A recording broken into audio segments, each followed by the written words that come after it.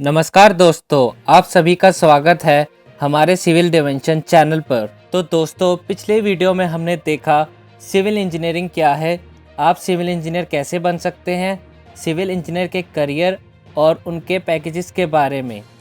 अगर आपने वो वीडियो को अभी तक नहीं देखा है तो उस वीडियो को भी ज़रूर देखें। तो चलिए हम आगे बढ़ते हैं हमारे आज के टॉपिक पर।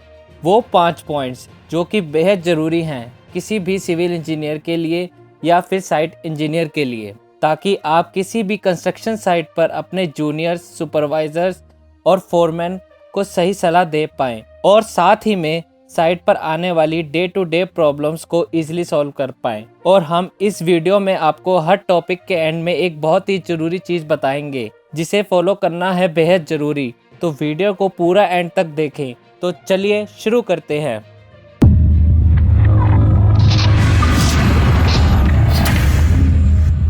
तो आज का हमारा सबसे पहला पॉइंट है एक्सकेवेशन। तो सबसे पहले देख लेते हैं कि इस टॉपिक पर हम क्या क्या डिस्कस करने वाले हैं।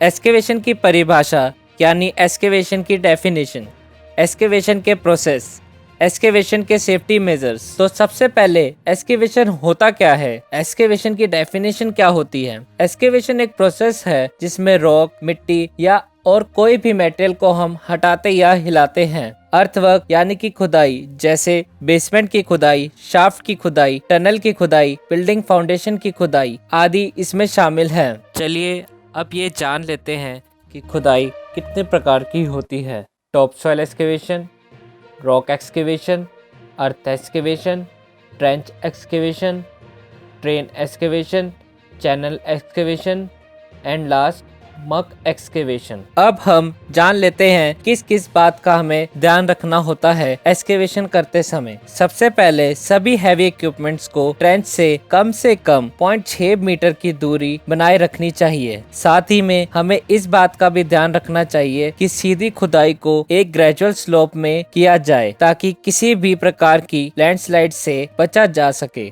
तो दोस्तों, अब हम जान लेते हैं सबसे जरूरी बात जो हमने आपको वीडियो की स्टार्टिंग में कहा था। तो इन सबसे ज़रूरी है आईएस कोड का ध्यान रखना। जी हाँ, आईएस कोड जो कि हर सिविल इंजीनियर को फॉलो करना बहुत ज़रूरी है। तो एक्सकेवेशन के लिए कौन से आईएस कोड इस्तेमाल होते हैं? सबसे पहला है IS 3764। यह कोड ऑफ सेफ्टी है एक्सकेवेशन करते समय, जो कि पब्लिश किया है ब्यूरो ऑफ इंडियन स्टैंडर्ड ने। दूसरा है IS 1200। यह मेथड ऑफ मेजरमेंट है सिविल इंजीनियरिंग वर्क्स के लिए। चलिए दोस्तों, अब हम हमारे नेक्स्ट टॉपिक की तरफ बढ़ते हैं। हमारा नेक्स्ट टॉपिक है प्लेन सीमेंट कंक्रीट, जिसे हम PCC भी बोलते हैं। तो सबसे पहले देख लेते हैं कि इस टॉपिक पर हम क्या क्या डिस्कस करने वाले हैं। PCC क्या है, PCC के ग्रेड्स क्या होते हैं, PCC की रेशियो क्या है, PCC और RCC में क्या डिफरेंस होता है, PCC का कंस्ट्रक्शन में कहाँ और क्यों उपयोग होता है। PCC यानी प्लेन सीमेंट कंक्रीट। यह एक मिक्सचर होता है सीमेंट, सैंड और एग्रीगेट का, जो कि बिना स्टील के उपयोग से बनता है। हम PCC को 3 ग्रेड्स में बांट सकते हैं, M7.5, M10 और M15 में, जिसकी रेशियो और उपयोग इस प्रकार होता है। अगर हमारा ग्रेड M7.5 है तो उसकी रेशियो 1:4:8 रहेगी, जो कि हम फाउंडेशन और फ्लोरिंग में यूज़ करते हैं। अगर हमारा ग्रेड M10 है तो उसकी रेशियो 1:3:6 रहेगी, जो कि हम फ्लोरिंग में यूज़ कर सकते हैं। अगर हमारा ग्रेड M15 है तो उसकी रेशियो 1:2:4 रहेगी, जो कि हम RCC बेस में यूज़ करते हैं। चलिए अब PCC और RCC में डिफरेंस जान लेते हैं। यह एक कॉमन क्वेश्चन है और इसका आंसर भी उतना ही आसान है। PCC में स्टील रीइंफोर्समेंट नहीं दिया जाता, जबकि RCC में स्टील रीइंफोर्समेंट दिया जाता है। अगर हम इसे टेक्निकली समझना चाहें तो यह कुछ इस प्रकार है। PCC में टेंशन लोडिंग बहुत वीक होता है और जबकि कंप्रेशन लोडिंग बहुत स्ट्रॉन्ग होता है। अगर हम RCC की बात करें तो आरसीसी में tension loading and compression loading दोनों ही स्ट्रॉन्ग होते हैं। अब यह जानना बहुत ज़रूरी है कि पीसीसी का कंस्ट्रक्शन में क्या और कहाँ उपयोग होता है। पीसीसी मैंडेटरी होता है किसी भी ग्राउंड या सॉइल सर्फर पर यूज़ करना, क्योंकि वह एक फर्म और क्लीन बेस देता है रीइंफोर्समेंट को। तो समझे आप, किसी भी स्ट्रक्चर के लिए पीसीसी एक बेस तैयार करता है, तो यह बेहद ही ज़रूरी है। तो दोस्तों, लास्ट में हम जान लेते हैं कि पीसीसी के लिए कौन से आईएस कोड्स का इस्तेमाल होता है। आप सभी से रिक्वेस्ट है कि इन आईएस कोड्स को लिख लें ताकि आप इन्हें बाद में डिटेल में पढ़ सकें। तो हमारा पहला आईएस कोड है IS 456, जो कि प्लेन एंड रीइंफोर्स कंक्रीट के लिए है। दूसरा है IS 2521, जो कि कोड ऑफ प्रैक्टिस है लेइंग इन सितु सीमेंट कंक्रीट फ्लोरिंग के लिए। अब हमारा अगला टॉपिक है स्टील रीइंफोर्समेंट। तो सबसे पहले देख लेते हैं कि इस टॉपिक में हम क्या क्या डिस्कस करने वाले हैं।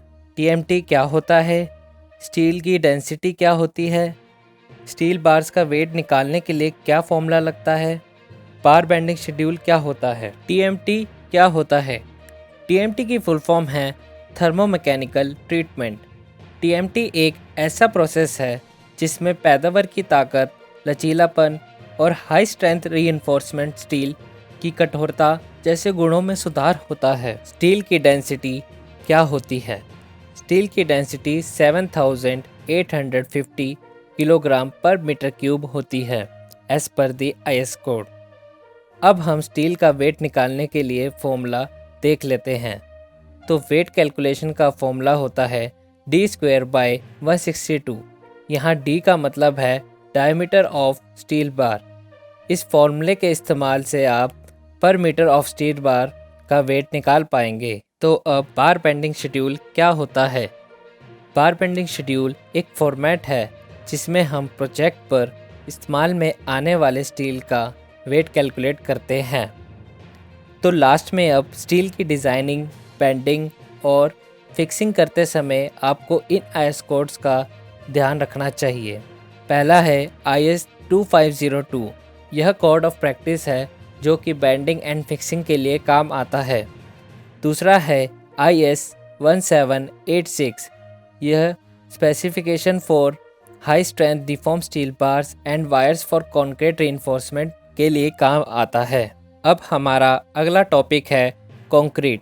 तो सबसे पहले देख लेते हैं कि इस टॉपिक में हम क्या क्या डिस्कस करने वाले हैं। कंक्रीट क्या है, कंक्रीट का इनिशियल और फाइनल सेटिंग टाइम क्या होता है, डिज़ाइन मिक्स क्या होता है। कंक्रीट एक मिक्सचर होता है सीमेंट, सैंड और एग्रीगेट का, जो कि हम कंस्ट्रक्शन पर्पसेस के लिए यूज़ करते हैं। इसे हम 3 पार्ट्स में क्लासिफाई कर सकते हैं। पहला PCC प्लेन सीमेंट कंक्रीट, दूसरा RCC रीइंफोर्स्ड सीमेंट कंक्रीट, तीसरा SCC सेल्फ कॉम्पैक्टिंग कंक्रीट। अब कंक्रीट का इनिशियल और फाइनल सेटिंग टाइम क्या होता है। तो कंक्रीट का इनिशियल सेटिंग ऑफ टाइम होता है 30 मिनट और final setting of time 10 hours होता है। तो अब डिज़ाइन मिक्स क्या होता है। डिज़ाइन मिक्स एक मिक्सचर होता है सीमेंट, सैंड, एग्रीगेट, मिनरल्स इत्यादि का, वो भी एक रिलेटिव प्रोपोर्शन में, ताकि हम मिनिमम स्ट्रेंथ एंड ड्यूरेबिलिटी पा सकें, वो भी as economically as possible. Mixture के कुछ ग्रेड्स होते हैं जैसे कि M10, M20, M25, M30, M40 and so on. तो लास्ट में अब आपको इन आईएस कोड्स को फॉलो करना होगा, जो कि है बेहद ज़रूरी।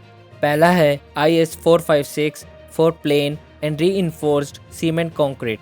दूसरा है IS 383, जहां स्पेसिफिकेशन होगी coarse and fine aggregate from natural sources की। अब हमारा अगला टॉपिक है formwork, shuttering, centering, staging and scaffolding. इस टॉपिक में हम इन सब की डेफिनेशन के बारे में पढ़ेंगे। तो यह फॉर्मवर्क क्या होता है। फॉर्मवर्क को हम एक मोल्ड की तरह यूज़ करते हैं, जो कि कंक्रीट पोर करने में काम आता है। यह कंक्रीट को पोजीशन में रखता है जब तक कि कंक्रीट अपनी स्ट्रेंथ और शेप गेन ना कर ले। तो अब शटरिंग क्या होता है? शटरिंग एक टेम्पररी अरेंजमेंट होता है जो कि कंक्रीट को डिजायर्ड शेप गेन करने में हेल्प करता है। अब ये सेंटरिंग क्या होता है? जब हम फॉर्मवर्क को स्लैब और बीम के फ्लोर के लिए यूज़ करते हैं तो इसे हम सेंटरिंग कहते हैं। नेक्स्ट, स्टैगिंग क्या होता है? यह एक टेम्पररी मेंबर होता है जिससे फॉर्मवर्क को सपोर्ट मिलता है और यह प्रॉप, जैक, स्काफोल्डिंग की मदद से होता है। अब स्काफोल्डिंग क्या होता है? स्काफोल्डिंग को हम फील्ड वर्कर को प्लेटफॉर्म देने के लिए यूज़ करते हैं जिसकी मदद से वर्कर बिल्डिंग की हाइट तक काम कर सकता है। तो दोस्तों, ये सभी पॉइंट बहुत ही इम्पोर्टेंट है जो कि एक सिविल इंजीनियर को साइट विजिट करते वक्त या साइट पर काम करते समय ज़रूर पता होना चाहिए। और साथ ही में सभी IS कोड का पता होना बहुत ही ज़रूरी है। आई होप ये वीडियो आपको पसंद आई होगी। इस तरह की इन्फॉर्मेटिव वीडियो हम इस चैनल पर आगे भी डालते रहेंगे। Please do subscribe and like. Thanks for watching.